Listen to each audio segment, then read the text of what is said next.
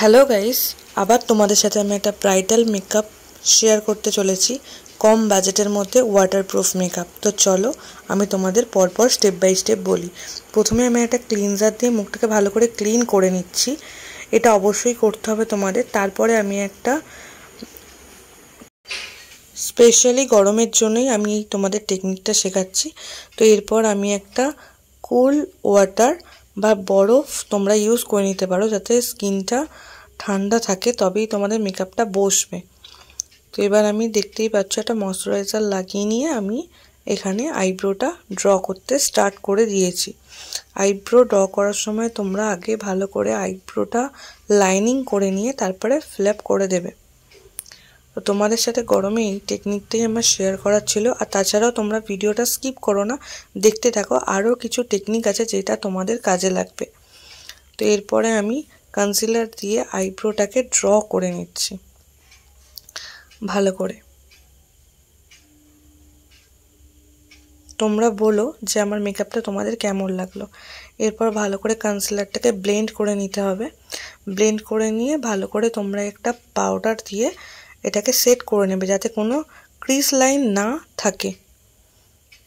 এখানে আমিও সেটাই করে নিচ্ছি। এরপর আমি একটা ইয়েলো কালারের আই শ্যাডো নিয়ে এখানে ব্লেন্ড করছি। তারপরে আমি একটা পিঙ্ক কালারের শ্যাডো নিয়ে ব্লেন্ড করছি এখানে হালকা করে। এরপর আমি একটা পার্পল কালার দিচ্ছি। হ্যাঁ, পার্পল কালার দেওয়ার পরে আমি এখানে কাট ক্রিজ করিনি, কারণ এই আইটা হলো যে হুডি আই, তাই হালকা সিমার ইউজ করে নিয়েছি। এরপর একটা লাইনার দিয়ে দিয়েছি। তারপরে আমি আইল্যাশগুলোকে কার্ল করে নিয়ে মাস্কারা ইউজ করলাম। এরপরে আমি মাস্কারাটা ইউজ করে দিচ্ছি ভালো করে। তারপরে আমি অরেঞ্জ কালার কারেকশন করে নেবো, যেখানে যেখানে ডার্ক সার্কেল আছে দেখো, সেই জায়গাগুলোকে হাইড করার জন্যই আমি এটা করে নিচ্ছি, যাতে আমাদের ফাউন্ডেশনটা না প্যাচ। অনেক সময় মেকআপের ক্ষেত্রে আমাদের ফাউন্ডেশনটা ব্ল্যাক হয়ে যায় একটা জায়গায়। এর কারণটাই হলো এটা যে আমরা ব্ল্যাক হেডসের ওপরে ডাইরেক্ট ফাউন্ডেশন ইউজ করি, সেটা করলে হবে না। প্রথমে অরেঞ্জ কালার কারেকশন করে নিয়ে তারপরে আমাদের ফাউন্ডেশনটা অ্যাপ্লাই করতে হবে। তো অরেঞ্জ কালার কারেকশনটা করে নেওয়ার পরে আমি অরেঞ্জ কালার কারেকশনটাকে ভালো করে ব্লেন্ড করে দেবো, যাতে জিনিসটা সেম হয়ে যায় আমাদের স্কিনের সাথে। দেখো আমি এখানে ভালো করে ব্লেন্ড করছি। ব্লেন্ডিং প্রসেসটা কিন্তু তোমাদের ভালো করে করতে হবে।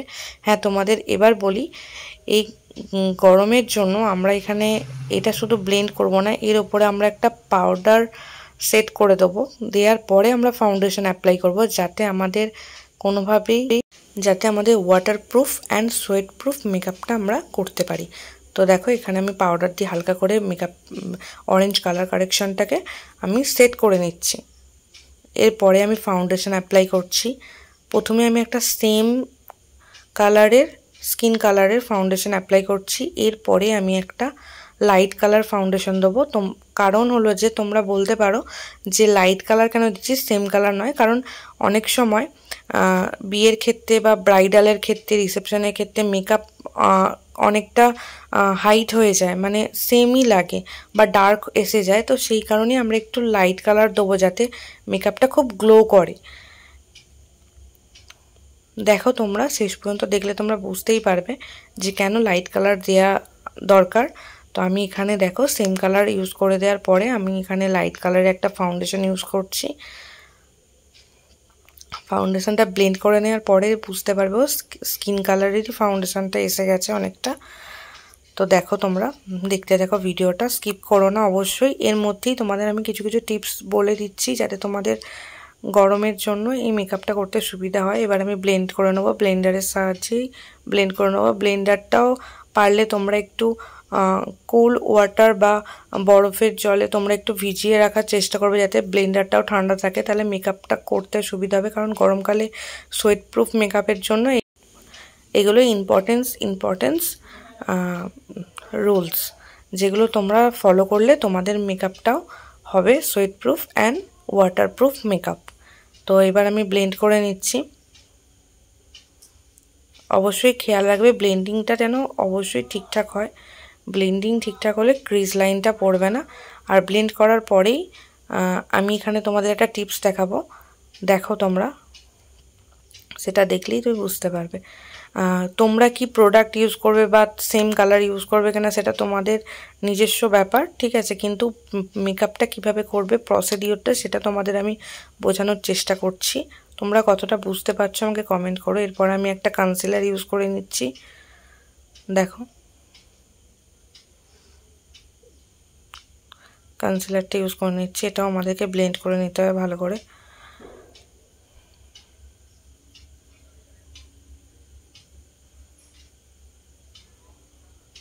ব্লেন্ড করে নিচ্ছি ভালো করে। তো আমরা গরমকালে লিকুইড ফাউন্ডেশন আর হলো স্টিক ফাউন্ডেশন বা ক্রিম বেস ফাউন্ডেশন এই তিনটেই ইউজ করতে পারি। যে তোমাকে সবসময় গরমকালের জন্য স্টিক ফাউন্ডেশন ইউজ করতে হবে এমন কোনো ব্যাপার নয়। লাইট ওয়েট মেকআপের জন্য তুমি যে কোনো জিনিস ইউজ করতেই পারো। এরপর আমরা একটা পাউডার দিয়ে সেট করে নিচ্ছি ভালো করে, মেকআপটা ভালো করে সেট করে নিচ্ছি। করার পরে আমি এখানে একটা স্প্রে করব। এই স্প্রেটা করার পরেই আমাদের মেকআপটা অনেকটা সেট হয়ে যাবে।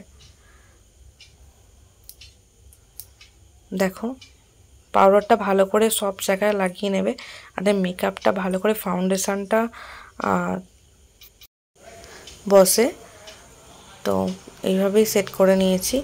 তো এর মধ্যে আমি একটা স্প্রে করেছিলাম, water spray, normal water spray. এটা করার পরে মেকআপটা ভালো করার পরে জলটা দিলে আমাদের মেকআপটা অনেকটা ভালো ওয়াটারপ্রুফ হয়ে যায়। এরপর আমি একটা ব্লাশ ইউজ করে নিচ্ছি। যেহেতু ডে মেকআপ ব্রাইডালি ডে মেকআপ, তো সেই জন্য আমরা হালকা ব্লাশ দেবো, খুব বেশি হাইলাইট করব না ব্লাশে। তো এরপরে আমি একটা হাইলাইটার ইউজ করে নেবো। আর কন্ট্রোরটা তো করতেই হবে। ব্লাশটা দিয়ে কন্ট্রোর করলে অনেক সময় সাইড কাটিংগুলো খুব ভালো হয়। তো এই কারণেই ব্লাশটা দিয়ে আমি কন্ট্রোরিং করছি, নোজ কন্ট্রোরিং করছি। আমি পাউডার দিয়েই কন্ট্রোরিং করছি, কারণ গরমকালে বেশিরভাগটাই তোমরা যতটা পারবে পসিবল তোমরা একটু পাউডারি জিনিসটা ইউজ করার চেষ্টা করবে, ক্রিম জিনিসটা একটু কম ইউজ করার চেষ্টা করবে। তো পাউডার বেসে হাইলাইটার, ব্লাশ, কন্ট্রোর এগুলো আমি পাউডারই রাখছি। এরপর আমি লিপটাকে ড্র করে নিচ্ছি ভালো করে। লিপটা ড্র করে ভালো করে করবে। আমি রেড কালার লিপস্টিকে দেবো, ক্লায়েন্টের ডিমান্ড অনুযায়ী তাকে রেড লিপস্টিকই আমি এখানে দিয়েছি।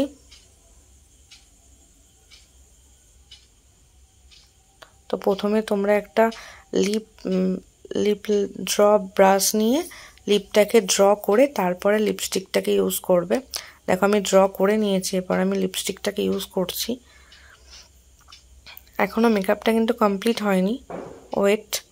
আর তোমাদের কেমন লাগছে তোমরা কমেন্টে অবশ্যই জানিও। এবার আমি হাইলাইটিং করে নেব।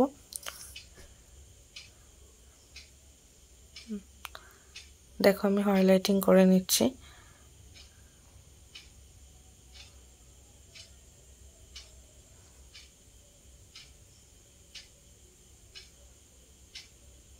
মেকআপটা কতটা ফ্ললেস হয়েছে তোমরাই দেখো।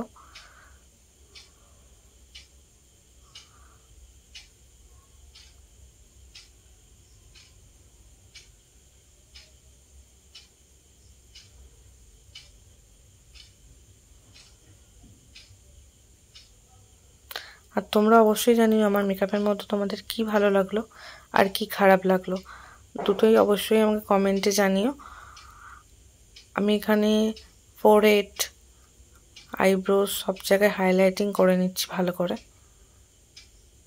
হাইলাইটিং ভালো করে করতে হবে সব জায়গায়, ফিনিশিং টাচ যেটাই হাইলাইটিংয়ের। দেখো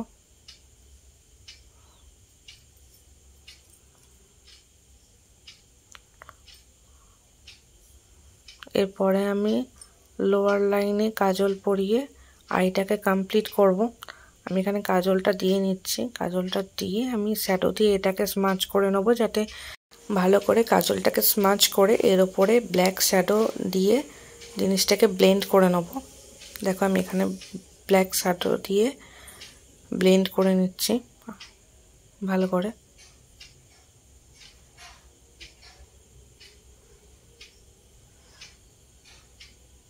তোমরা এই জিনিসটা খুব আস্তে আস্তে করবে যাতে কোনোভাবে ক্লায়েন্টের না কোনো রকম প্রবলেম হয়। তো আমি এখানে ব্লেন্ড করে নিয়েছি অলরেডি, আমার কমপ্লিট ব্লেন্ডিং প্রসেস। দেখো ব্লেন্ডিং হয়ে গেছে আমার। এইভাবে আস্তে আস্তে তোমরা ব্লেন্ড করবে। করার পরে ফ্রন্ট সাইডে তোমরা একটু হাইলাইট করে নেবে।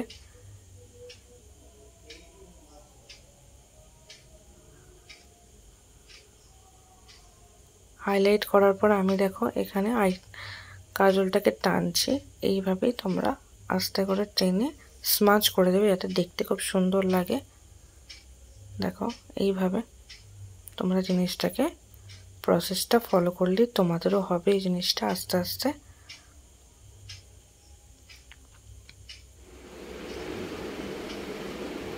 এরপর আমি ফিক্সার দিয়ে অল কমপ্লিট করলাম। এবার একটা একটা করে আমি জিনিসটাকে কমপ্লিট হয়ে গেছে আমার। এরপর আমি জুয়েলারি পরিয়ে এরপর আমি মেকআপটা এইভাবেই কমপ্লিট করলাম। আর তোমরা দেখো এখানে আমার হেয়ার স্টাইলও কমপ্লিট হয়ে গেছে। তো এখানে আমি মাথার ওড়নাটা আর হলো মুকুটটা লাগিয়ে দিচ্ছি। তোমরা অবশ্যই জানিও তোমাদের কেমন লেগেছে। ভালো লাগলে like, comment, share and subscribe করে দিতে বলো না। আমার খুব সুন্দর লেগেছে। ঠিক আছে।